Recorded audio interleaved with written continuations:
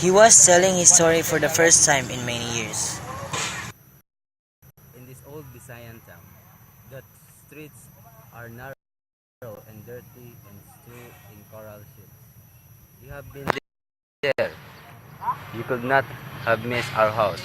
It was the biggest in town, one of the oldest. Ours was a dark hall leading to the stairs. There is a smell of chickens roasting on the low top walls. There is a pan. Uh, there is the familiar sound.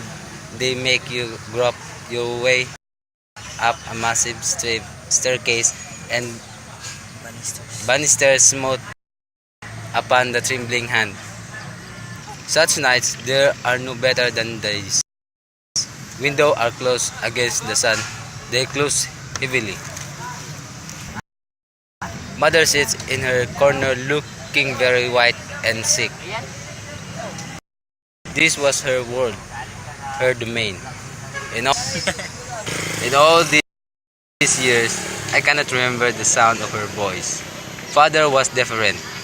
He moved about. He shouted, he ranted, he lived in the past and talked of honor as thought it were the only thing. I was born in that house. I grew up there into a pampered brat. I was mean. One day I broke their hearts. I saw mother cry wordlessly as father heaped his curses upon me and drove me out of the house.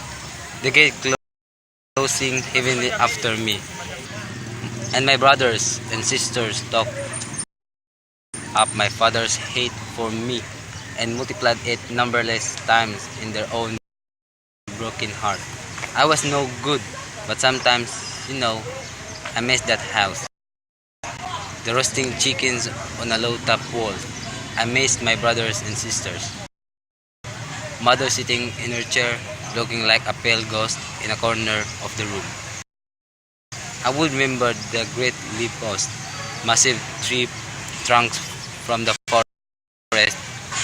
Leafy plants grow on the sides, buds pointing downwards, wilted and died before they could become flowers. As they fell on the floor, father bent to pick them and throw them out into the coral street. His hands were strong. I have kissed these hands many times, many times.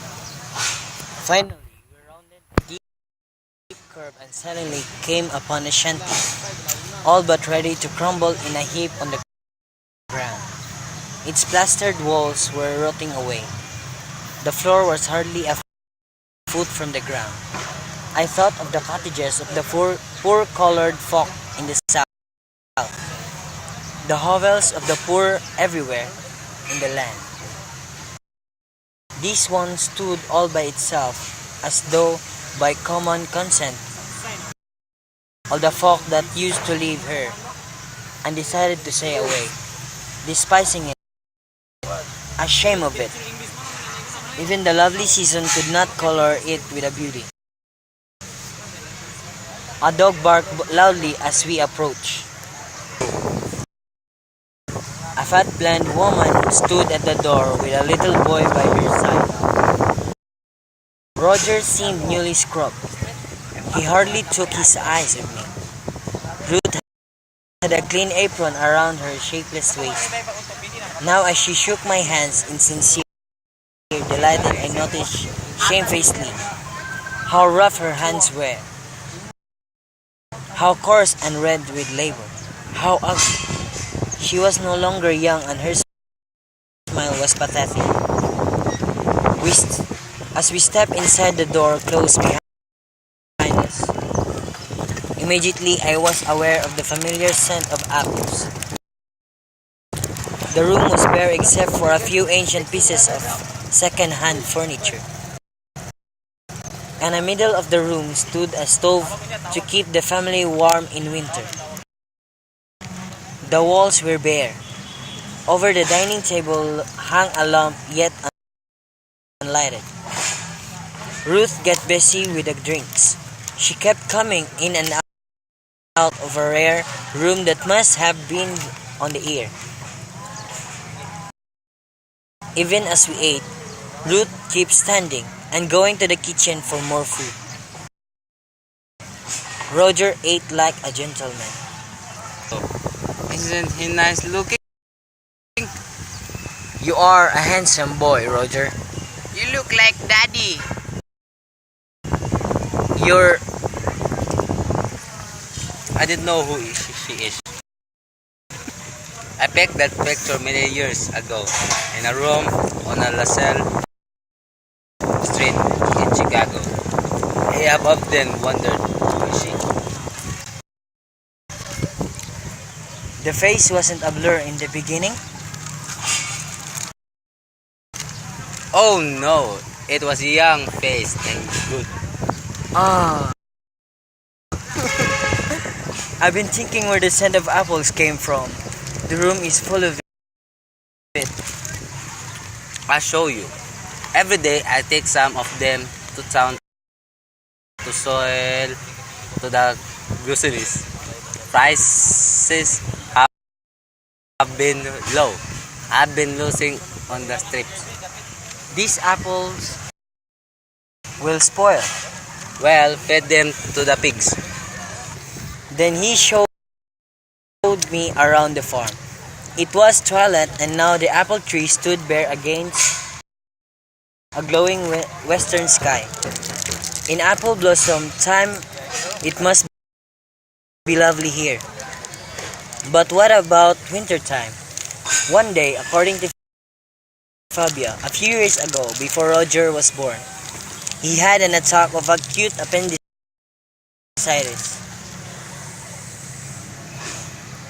Go. It was deep winter. The snow lay heavy everywhere. Ruth was pregnant and none too were herself. At first, she did not know what to do. She bundled him in warm clothing and put him on a cot near the stove. She shoveled the snow from their front door and practically carried the suffering man on her shoulders, dragging him through the newly made path towards the road where they waited for the U.S. mail car to pass. Meanwhile, snowflakes poured all over them, and she kept rubbing the man's arms and legs as she herself nearly froze to death. Go back to the house, Ruth. You freeze to death. I won't leave you! Finally, the U.S. mail car arrived. The mailman, who knew them well, helped them board the car, and without stopping on his usual route, took the man and his wife direct to the nearest hospital. Ruth stayed in the hospital with Fabia.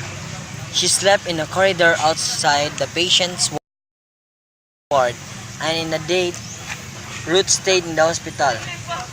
Time helped in scrubbing the floor and washing the dishes and cleaning the men's things. They didn't have enough money and Ruth was willing to work like a slave. Ruth's a nice girl, like our Filipino woman. Before nightfall, he took me back to the hotel. Ruth and Roger stood at the door holding hands and smiling at me.